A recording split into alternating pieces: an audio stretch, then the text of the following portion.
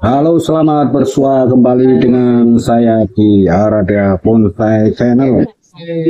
Berita yang sedang menghebohkan dunia maya ya, yakni video file-file Hasto Kristianto yang mulai dibuka satu persatu.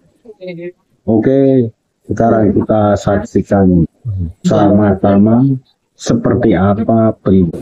Saya ingat ketika saya bertemu dengan Presiden Jokowi di Istana Merdeka menjelang Mas Gibran dan Mas Bobi mau mencalonkan sebagai wali kota Solo dan wali kota Medan.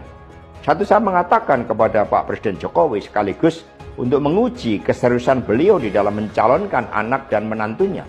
Pak Presiden, apakah betul Bapak mau mencalonkan Mas Gibran dan Mas Bobi sebagai wali kota? Loh, kenapa Pak Sekjen?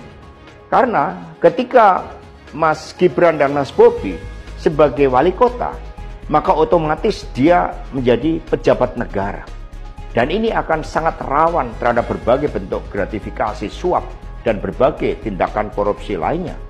Presiden Jokowi sempat termenung saat itu.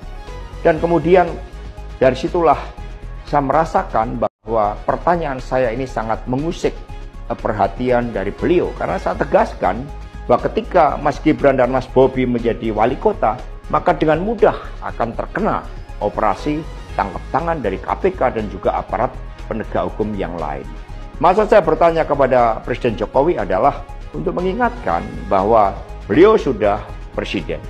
Buat apa kemudian anak-anaknya harus menjadi wali kota, dan itu mengandung suatu risiko-risiko politik, mengingat Presiden juga berhadapan dengan begitu banyak pihak-pihak yang selalu mencoba berhadapan dengan Bapak Presiden.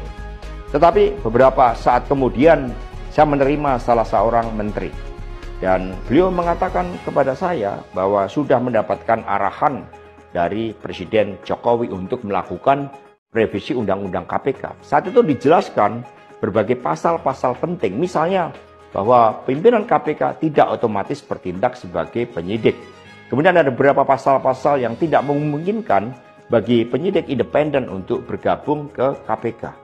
Berbagai revisi-revisi itu, karena ini adalah perintah dari Presiden, maka ya saya sarankan untuk bertemu dengan seluruh jajaran fraksi di DPR RI dan coba menggalang atas perintah dari Presiden. Nah, saat itu Pak Menteri yang menjadi kepercayaan dari Pak Jokowi ini menyampaikan bahwa kira-kira akan diperlukan dana sebesar 3 juta US dollar untuk menggolkan revisi Undang-Undang KPK. Dan mengapa berjalan mulus?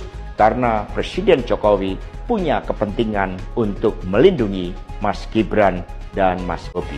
Maka sejarah mencatat bahwa revisi Undang-Undang KPK ini dilaksanakan sebelum pelaksanaan Pilkada serentak, di mana Mas Gibran dan Mas Bobi berproses menjadi wali kota. Maka ketika terpilih menjadi wali kota, amanlah dari berbagai persoalan hukum karena KPK sudah dilemahkan.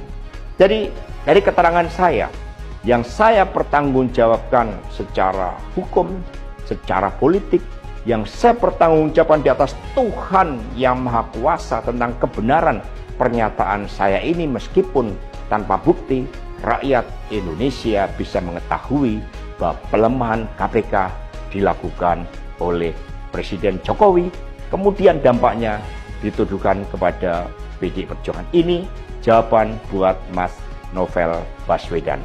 Terima kasih, tegakkan kebenaran, Satyam Eva Jayati. Sangat sekali ya, kita menjadi penasaran untuk menyaksikan bagaimana selanjutnya. Oke, bagi sahabat sekalian yang baru saja bergabung dengan channel ini, silahkan Anda lakukan subscribe untuk mendukung kreativitas kami dan nyalakan lonceng untuk berlangganan. Jangan lupa like ya.